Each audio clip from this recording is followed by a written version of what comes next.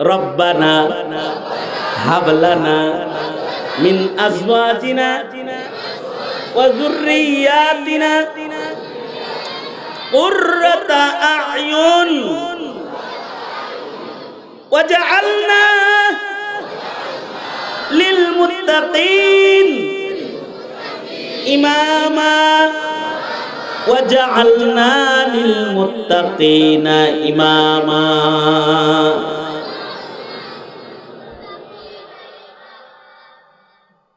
শরম বাদ দিয়ে আরবিতে এটা পড়বেন, আর যদি জোরে পড়ার অভ্যাস না করেন কি জানি এটা বয়ে থাকবেন। যদি এটা নাও বলতে পারেন তাহলে এর একটা মর্মার্থ বাংলায় সব নামাজে বলবেন, যতদিন মুখস্থ না হইব ততদিন আল্লাহরে বলবেন, ওগো আল্লাহ নেক সন্তান দাও, যে সন্তান আমার লেগে দোয়া করবে এমন সন্তান দাও, যে সন্তান আমার পরে আমার কবরে নেকি পাঠাইব এমন সন্তান দাও, যে সন্তান আমার পরে নফল রোজা রাখবে এমন সন্তান দান করো, যে সন্তান আমার পরে কোরআন পড়বে এমন সন্তান দান করো, যে সন্তান আমার পরে দুনিয়ার মাটির উপরে জমিনে আল্লাহ পাকের গোলামের সিফাত বাকি রাখবে এমন সন্তান দান করো। এমন সন্তানদের মাওলা, এমন সন্তান দে কামাই খাওয়ার আশা নাই, মইরা গেলে দোয়া করবে যে। এমন সন্তানদের মাওলা, এমন সন্তানদের মাওলা, এমন সন্তান দে কামাই খাওয়ার আশা নাই, মইরা গেলে দোয়া করবে যে। এরকম একটা সন্তান রবের কাছে চাওয়া, যে সন্তান মরার পরে দোয়া করবে। এমন একটা সন্তান চাওয়া, যে সন্তান মরে গেলে কবরে নেকি পৌঁছাইবে। এমন সন্তান চাওয়া আল্লাহর কাছে, যে সন্তান চোখ শীতল করবে। সন্তানের চেহারা সুন্দর হইলে বাবা মার চক্ষু শীতল হয় না, যদি না চরিত্র সুন্দর না হয়। সন্তান যদি কোটি টাকার মালিক হয়, ও সন্তান দিয়ে মা বাবার চোখ শীতল হয় না, যদি না সন্তান দিয়ে পিতামাতার দুনিয়ার খিদমত আঞ্জাম না হয়।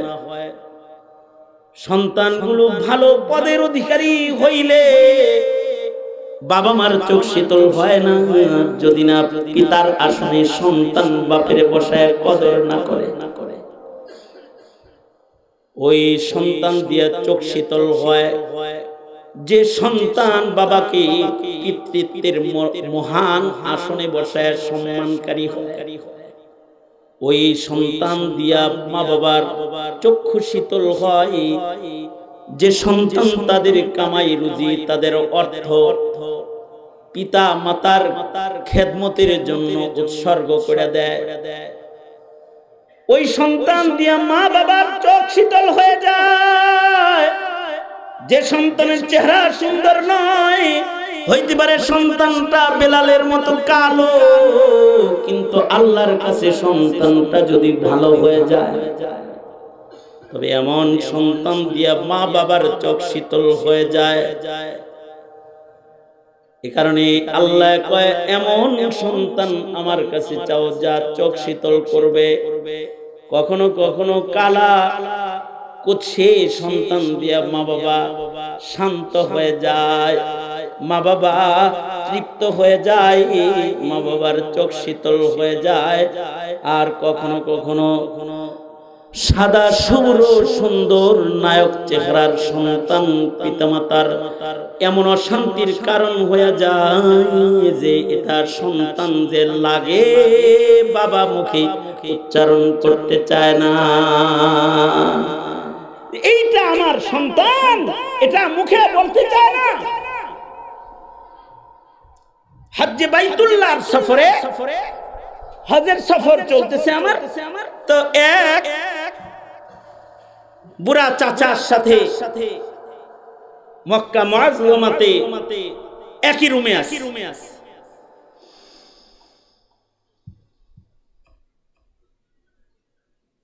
চাচা মিয়া বড় নেককার মানুষ, তার সাথে তার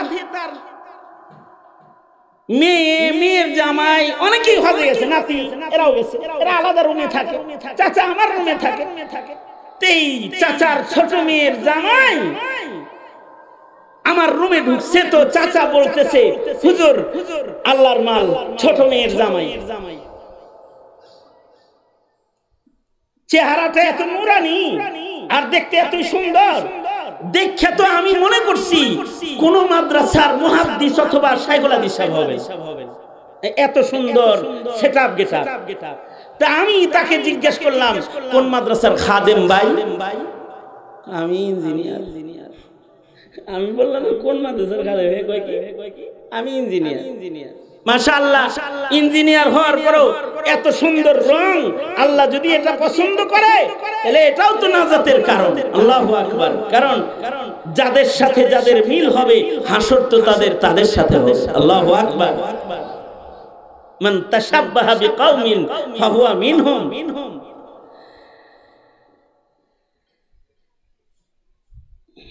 তা আমি বললাম মাশাআল্লাহ, ওই লোক বড় দিল নরম মানুষ। সে বলে হুজুর এগুলো আমার কোনো কামাল না, দাওয়াত তাবলীগের মেহনত আর আপনাদের বুজুর্গদের সোহবত উলামায়ে কেরামের নেক নজর আমার কালারটা এরকম বানায় দিয়েছে। আমি অনেক দোয়া করলাম, চাচারে জিগাইলাম বাচ্চা কাচ্চা মোট কয়জন? চাচা বলে 2 ছেলে 2 মেয়ে। মোট কয়জন? 2 ছেলে 2 মেয়ে। আমি বললাম সবাই কি এরকম কালারের নাকি? সবই কি এরকম নেককার মার্কা নাকি? কয় জি আল্লাহর মাল সব আলহামদুলিল্লাহ। কিন্তু এর মেয়ের জামাই আমার কানে কানে কয় হুজুর আব্বা মিথ্যা কথা বলছি। ওনার 3 ছেলে 2 মেয়ে, মোট 5 জন। মেয়ের জামাই কয় 5 জন আর শ্বশুরে কয় 4 জন।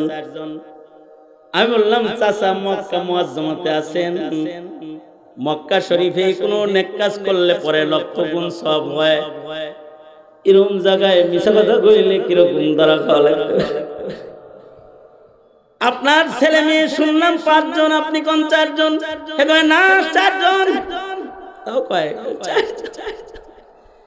আর একজন যে আছে ওটারে গুনেন না, মহান আল্লাহ মিছা কথা কইলে নারাজ হইব না। আল্লাহওয়ালাদের সোহবতে তার কথার বড় সুন্দর রং।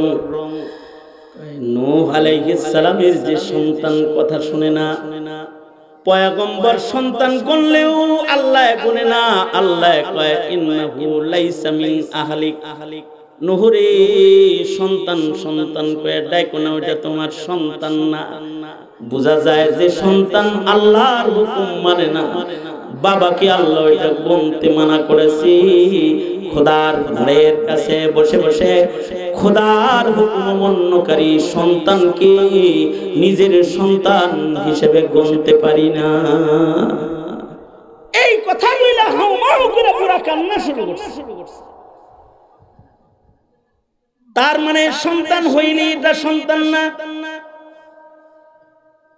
যদি না সন্তান গণনা করার মতো না হয়, এ কারণে আবেগ ভরে শেষ রাতে চোখের পানি ছেড়ে আল্লাহর কাছে বলতে হয় রব্বানা হাবলানা মিন আজওয়াজিনা ওয়া যুররিয়াতিনা কুররাতা আ'য়ুন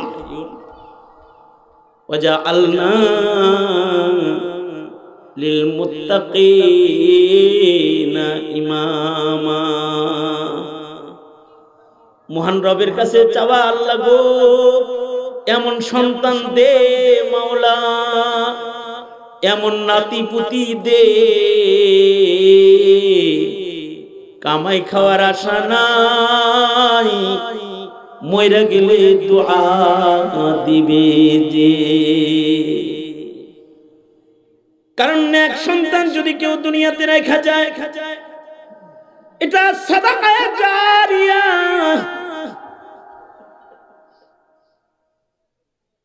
মাধ্যমে মৃত্যুর পরে মানুষ উপকৃত হয়।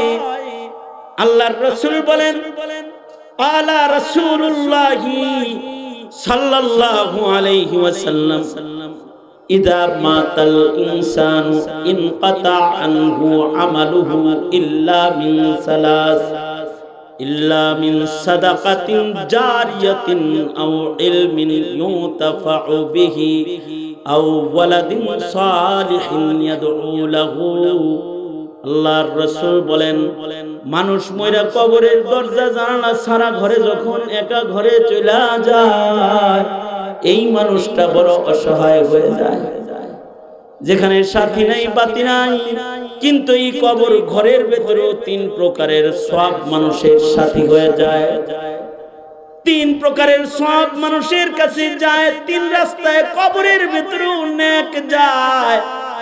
রাসূল বলেন, কেউ যদি মসজিদ মাদ্রাসা করে যায়, কেউ যদি সাদকায়ে জারিয়া করে যায়, তো সাদকায়ে জারিয়া করে গেলে কবরে শুয়ে শুয়েও ইনকাম করা যায়, নেকি কবরে যায়। মসজিদ বানাইছে, তার মসজিদে কিয়ামত পর্যন্ত যত সিজদা হবে, নামাজ হবে, তিলাওয়াত হবে, জিকির হবে, এর একটা সওয়াব তার কবরে যাইতে থাকবে। মাদ্রাসা করেছে কিয়ামত পর্যন্ত, তার মাদ্রাসায় যত ইলম চর্চা হবে, যত নেকির কাজ হবে, এর একটা হিস্সা তার কবরে কিয়ামত পর্যন্ত যেতে থাকবে। কেউ যদি নেকির কাজ করে যায়, রাস্তা নির্মাণ করে যায়, মানুষ তার পথে যত হাঁটবে নেকি চলতে থাকবে। নলকূপ করেছে, মানুষের উপকারী কাজ করেছে, কবরে শুয়া শুয়া ভালো কাজের হিস্সা বান্দা গুনতে থাকে। আল্লাহর রাসূল বলেন, কেউ যদি ইলমের খেদমত করে যায়, কেউ যদি কাউকে ইলম শিখায়, যেমন মাদ্রাসায় ইলম শিক্ষা দেয়া হইল, এই ছেলেটা যে আরেকটা মাদ্রাসা করলো, সেই মাদ্রাসাওয়ালা আর মাদ্রাসা করলো, এই যে ইলমের চর্চাটা শুরু করলো জমিনে, তার মাধ্যমে ইলম চর্চা কিয়ামত পর্যন্ত যত বাড়বে, তার কবরের ইনকাম তত বাড়তে থাকবে, তত সব তার কবরে বেশি যেতে থাকবে। আর সর্বশেষ পদ্ধতি হলো, কেউ যদি নেক সন্তান জমিনে রেখে যায়, কোন মা বাপ তাহাজ্জুদ পড়নেওয়ালা একটা সন্তান রেখে গেছে, কোরআন পড়নেওয়ালা একটা সন্তান রেখে গেছে।